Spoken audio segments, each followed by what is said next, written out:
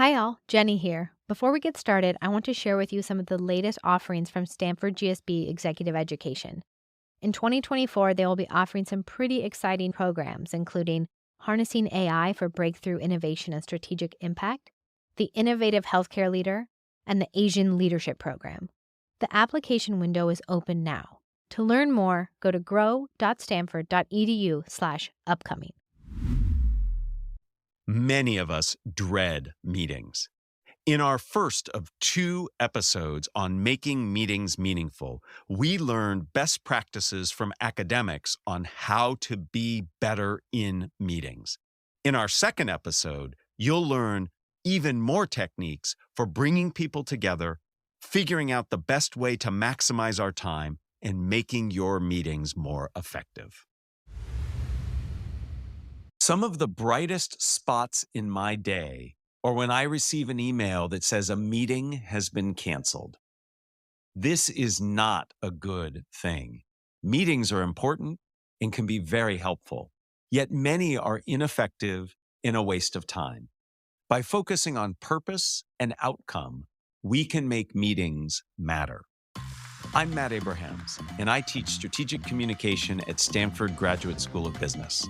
Welcome to Think Fast, Talk Smart, the podcast. Today, I am really looking forward to speaking with Elise Keith. Elise is a friend and a very creative thinker when it comes to making meetings more effective. Elise is also known as the Meeting Maven and co-founded Lucid Meetings and wrote Where the Action Is, the meetings that make or break your organization. I'm excited to have you help us crack the code on effective meetings. Elise, welcome. Thank you for having me. Let's do it. Elise, in your opinion, what are meetings good for? Everything in an organization's communication architecture is really designed to channel three things, right? We're channeling information, we're channeling attention, and we're driving intent. So of all of the communication channels we have, so your email and your Slack and your asynchronous work and whatnot, meetings are really the most powerful one. So when you say, what are meetings good for, right? It's the one place where you've got the entire group's attention focused on the same information at the same time, and you can channel that into clarity of intent on what happens next. So it's powerful. So meetings are really powerful that way. Absolutely. They're a way of focusing and really making sure that people are aligned. I appreciate that. When is it best to run your meetings in person versus virtually? The short answer is, how well do you know your group, right? And how clear are you on what you're trying to achieve? And if the answer is, I don't really know this group very well, and we're not super clear on what we need to do, your odds of getting a good result are better if you're in person. Because when things are wishy-washy and messy, being in the room so that we can interrupt each other and overlap and read that body language really, really well helps. That said, if you are super clear on what you need to achieve and how you're going to do it, you can use that intentionality to be successful in any format. Excellent. So it really has to do with how well you know each other as at least an initial decision point for deciding virtual or in person. How well you know each other, and also how clear you are about what you need to accomplish. Right. Absolutely. Now, I know in your work, you distinguish among a variety of different types of meetings. Can you give us a rundown on a few of these different types? Yeah, you bet. What we discovered is that across all of the business functions, leadership to, onboarding your front end customer support, there are essentially 16 different types of meetings that can be grouped into three rough categories. So there are these cadence meetings, which are the ones that we use to keep work going. We've got a team, we know what we're trying to achieve, and we need to get together to make sure that we're actually making progress and that nothing too big has changed. Are you still okay? Are we still doing the right thing? Those are your cadence meetings.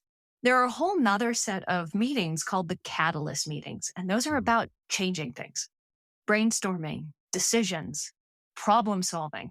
And for those, you're going to want to bring together the right people to help you achieve that goal. and follow a process that helps that group think about the problem in the same way at the same time. So that's really where all that facilitation stuff comes in, is in those kinds of places. And then the final set, that other last bit, is what we call learn and influence. And Shishir Maroda at Coda, who's done a beautiful job looking at this from the Startup Valley perspective, calls context. So in essence, what do we do? How do we gather to help give people an understanding of how to make sense of what's going on for our organization right now and how we can better think about the work that we do together? Cadence, catalyst, and context are the big buckets of different types of meetings. And I think that's really important for people to understand what the purpose of the meeting is so that you can better design the meeting to fit that purpose. Do you have advice and guidance on finding purpose and articulating that so people are focused on what is going on or will be going on in the meetings? Absolutely. The way to think about it is this. There are two things you need to know before you schedule any meeting. One is the purpose, and one is the outcomes. So, what will be different because we did this? And with the purpose, you want to state that as a verb. And here's a rule. That verb has to be something like to decide, to create a plan, to make sense of, to find an agreement. And it cannot include any words that are a synonym for meeting. So give me an example of what a good meeting purpose statement would be. Well, let's talk about the common example in companies where they might say, hey, there's a budget meeting on the calendar. So meeting is a synonym for meeting, Right, a pretty right. direct one. And budget is a noun, not a verb. What is the purpose of that meeting? No clue, something related to the budget. So what do you break it down? Well, if it were a planning meeting, it would be to create the budget plan for next quarter. If it's a problem solving meeting, it would be to solve the budget shortfall. If it's a decision making meeting, perhaps it is to approve the budget changes that came from our departments. Love it. That's really practical and tactical, Elise. The second thing you mentioned beyond purpose was focusing on outcomes. Can you tell us more? So if our purpose is to make a plan or to approve that decision, the outcome will be very naturally a decision and ideally a documented decision. And then what else? What else needs to come from that meeting so that the meeting has injected the intention, the energy into your system to get that job done? So in the case of a decision-making meeting, it'll be our plan for how we're going to communicate this decision to the rest of the organization. This really nicely dovetails what we talked about when we talked with Karen Reed and Joe Allen. We were talking about setting agendas and the importance of having agendas. And they both advise that having a clear purpose is really important, more so than actually the itemized agenda. And you helped us, and I appreciate this, to best understand what that purpose should sound like. Have it be a verb and make sure that you don't have any synonyms for the word meeting in there. And I think that makes it much clearer. And it also helps you, I would assume, and I'd love your opinion on this, to assess the success of the meeting.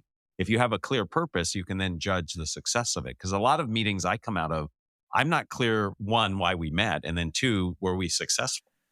Agendas are a mixed bag. I have really mixed feelings about recommending people always pay attention to agendas. I think there are much better approaches and better ways to think about meeting success than that. But with purpose and outcome, you put those things in the calendar in advance. People know, should I be in that room? How do I prepare? Am I equipped to help us get to that result? It's it. That's all you need a lot of the time. I am smiling ear to ear because you mentioned the calendar invite. I feel like the calendar invite is the most underutilized tool for helping us have effective meetings for the very reason you mentioned. It helps us get prepared. It sets our expectations. We can put in those invites so many useful things. Just what you call your meeting matters. Just as you said, how you label your purpose. So I really encourage people to take what Elise is saying to heart and really think about how you can operationalize it in your meeting invites. So Elise, I get that purpose and outcome are really important to define up front to have a successful meeting. I'm curious, as you begin to think through your purpose of meeting and your potential outcome, Are there times where you might decide that a meeting isn't the most effective way to come together and accomplish this purpose? And if so, what do you advise people to do when thinking about not meeting? The answer is embedded in the question. If you are unclear what the purpose is, do not hold other people's time hostage. Other people's time is not for you to sit there and work out what that might be. You are not ready to meet. Do not meet if you don't know what the purpose is. Instead, step back, maybe send an email, maybe use Slack, maybe talk to your dog, go for a walk, get clear. If you are clear on the purpose, you're clear on the outcomes, but you can't get the people who will help you achieve the outcomes, don't meet. Figure out how to communicate with them in a way to get that done. So there's no reason to invite people to have a conversation that they then can't resolve. That's enormously frustrating. And then finally, if you show up, you know who's supposed to be there. You're clear on what to do. You're clear on what you're trying to achieve. You get there and then somebody doesn't show up. Or, yeah, we all thought we would do this, but our dog died this morning. Like, whatever it is, if you're not in a position to actually be successful, stop. You can't have a meeting of the minds if the minds are not in the meeting, if they're like on their, what they just ran into or their dry throat or whatever. Yeah, that's a great way of putting it. How can you have meetings of the minds if the minds aren't ready to meet?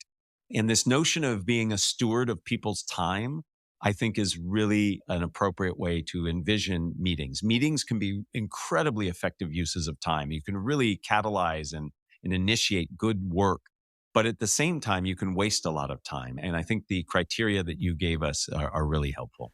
I have seen you run meetings. You're an expert facilitator. Are there things that you tend to go to just get people to be engaged, to get them off their devices, to get them off of multitasking?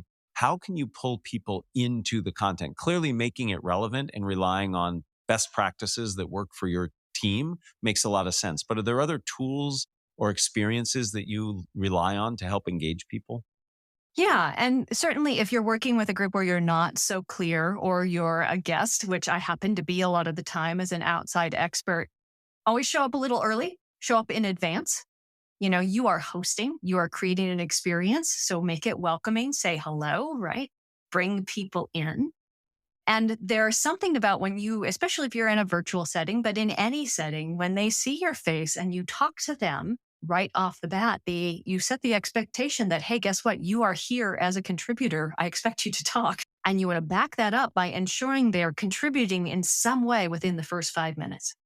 So come up with activities and exercises to get contribution. And this touches on a topic, again, that we spoke with Karen and Joe about, which is this notion of equity. You want to make sure that everybody has at least an equal opportunity to contribute. It doesn't mean everybody contributes equally, but that they have that opportunity. And especially in hybrid meetings where some are in person and some are virtual, that's important.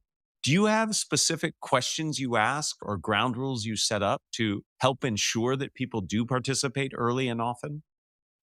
On occasion, I tend not to use ground rules very often. Instead, I work harder and I recommend that people do things that make it clear in the environment what the natural behavior is. So let's take an early engagement thing that you can do both with real teams that you work with and then as an outside person walking in to lead a meeting. First 5 minutes, hey, everybody, how you doing? I want to check that we're in good shape for this today on a scale of 0 to 5. How's your energy? With 0 being, oh my gosh, I'm nearly dead. And 5 being, woohoo, jazz hands, let's go. And 3, like, I'm fine, thanks. Let's move on. 3, 2, 1, show me how you're doing. It's a visual. We ask people to hold up hands or type in the chat. Mm-hmm. And we have this opportunity to say, okay, hey, guess what? I'm going to ask you things and you're going to reply. Hey, we're going to all do it at once. Hey, everybody's participating. Yeah. Hey, yes. A range of opinions is welcome, right? So we do things to set the conditions that make the kind of behavior that we want to share collaboratively obvious. What is so cool about that bit of advice that you just shared, the example you gave, is not only does it get people engaged and demonstrate that you want them to be participating, but you actually get them doing it. So you set that expectation. And with that one in particular, you get vital information that will help influence how you proceed in that meeting. If everybody comes back a 5, you're going to do things a little differently than if you have mixed results or a lower average in terms of energy. So I like that idea. And instead of saying this is a meeting where we all will participate, you actually do the participation. That I think is a really valuable idea. Something I just learned that I really like, I was doing a presentation and I asked people to share their best practices they use for meetings. And somebody talked about sit back time. And I thought this was fascinating. So in order to encourage fingers off the keyboards on a virtual meeting, for example, is they just say it's sit back time. So everybody just takes a seat back. So their hands literally can't reach the keyboard. And then they have their conversation that way. And anybody at any point can say it's sit back time. And it's not seen as being harsh or aggressive. It's just saying we really need to connect on this particular issue. And it's a nice way of setting expectations and having a norm for talking about really important issues. So I love these experiential ways of inculcating behavior such that we can actually drive success in those meetings. Are there other tools that you use when facilitating to bring about the coordination and cooperation that we're looking for, paired with equity and safety and just the time constraints that go into meetings? Two that speak directly to what you're talking about are think, pair, share, or one, two, all, or whatever you want to call it, where you ask a critical question to the group and then you give everybody a minute to think about it on their own in silence. Massive leveler, right? Because not everybody processes instantly. Also, by the way, it keeps people who are likely to say, well, let me talk to you about this for 10 minutes. There's no space for that. We're doing silence. And then after everybody has silent time to think about it, they turn to one or two other people, compare those ideas. And in the full group, you invite those best ideas to come out. What is one thing that came from your group that everybody else needs to hear? So everybody participates, but not everybody is put on the spot where they have to share in front of everyone else. I love the think, pair, share. It is an excellent teaching technique. It is helpful for people who might be more introverted or perhaps don't have the same command of the language because it's not their first language. It gives an opportunity to reflect and then to connect with others before you actually bring to the table. And the thing that you highlighted there that many of us don't think about is the notion of silence in meetings. Silence can be productive time. It can be time where people are really doing active work. Was there another one you wanted to add? In the business context, it's important to remember that we also need to get work done. Right. Meetings are about achieving results. You can use those same techniques and take the time where the group is working together through things, make it longer, and achieve basically parallel processing. So let me give you an example. Let's say your leadership team is working through what's going on this month, and you've run into a number of issues that have come up that the team needs to work through, right? We've got some hiring delays. We've got something going on in the supply chain. We've got a customer who's got a problem, 10 things to work through. Well, if you keep the entire team together, talking through each of the 10 things one at a time, what happens? You're there till Tuesday, Thursday. It's the longest meeting ever. And you make no progress because you don't have time to get any of them done. So instead, you can have the entire group silently rank which of these are the top priorities, and then break that group up. 3 people take the first one. 3 people take the second one. 3 people take the third one. And they work on them in parallel at the same time, coming to a suggested resolution. I like having people maximize the productivity by splitting up and having people focus on what's most important. Right. So meetings, you have this opportunity to divide the work, but not the team, right? We're working on this all together. And at the same time, you're doing this thing. Everybody's contributing. Everybody has a chance to have input. Everybody's valued. And we're making progress. Driving towards that outcome you talked about more efficiently. So Elise, you are full of lots of best practices. If you're okay, I'd like to do a lightning round, if you will, of specific issues or challenges or opportunities. And I'd love just to get your thought about one best practice for each. Are you up for that? Bring it. Great.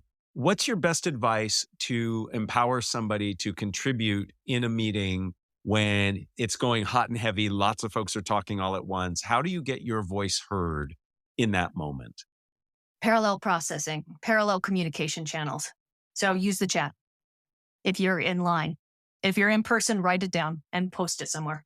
Excellent. I like that. My advice in that situation is to paraphrase something that's being said and use that as the hook that pulls you into the conversation. So you can latch on. But I love this idea of parallel processing using chat, posting it on the board, writing it up. I think that can be really helpful.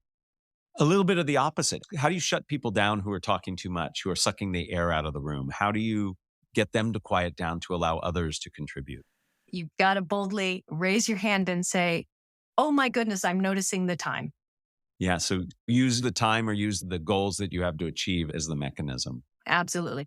I also rely here on paraphrasing too, where you can literally interrupt the person by highlighting something of value they said and then politely moving the conversation over. So I might say, Elise, that point you made about cost, really important. I'm wondering, what does Neil think about cost? And all of a sudden, I've taken the floor away. So I think you're right. You have to call it, blame it on timing, blame it on the goal, use paraphrasing. Before we end, Elise, I'd like to ask you the same questions I ask everybody who joins me. The first question will be one I make up just for you, and then the other two are those that are consistent across many guests. Are you up for doing that? Bring it on. I want you to reflect on the most recent meeting that you were involved in, either as running or a participant. What's one thing that you would have done different to make it more effective? The clearer you can be about your intent and exactly what you want to have happen as you move forward, the more likely you are to get it. And in my last meeting, I would have taken the time up front to be just even a little bit clearer. All right. So really having that purpose and intent clearly defined and aligned with everybody. Next question. Who is a communicator that you admire and why? I like Anne Handley because she makes me think, she makes me laugh, and she makes me better. What a wonderful reason to like a communicator. And I encourage everybody to check out Anne's work. Final question. What are the first 3 ingredients that go into a successful communication recipe? I would say deep breath to get clearer on that intent, open ears, and a willingness to keep in the conversation. So the deep breath to focus makes a lot of sense to me. Open ears so that you're listening and observing what's going on. Talk to me about the keeping in the conversation piece. What does that mean for you? In the places where communication is most likely to break down, I find is that sometimes it breaks down because we're unwilling to stick with it. So people disengage when it's uncomfortable or not in their wheelhouse, or they just don't want to deal with it. Right on. The first time you get it wrong, you walk away. That is not a successful communication recipe. No, not at all. Not at all. Thank you for clarifying. And I see how that is so important. You have to engage and you have to participate, even if it's uncomfortable.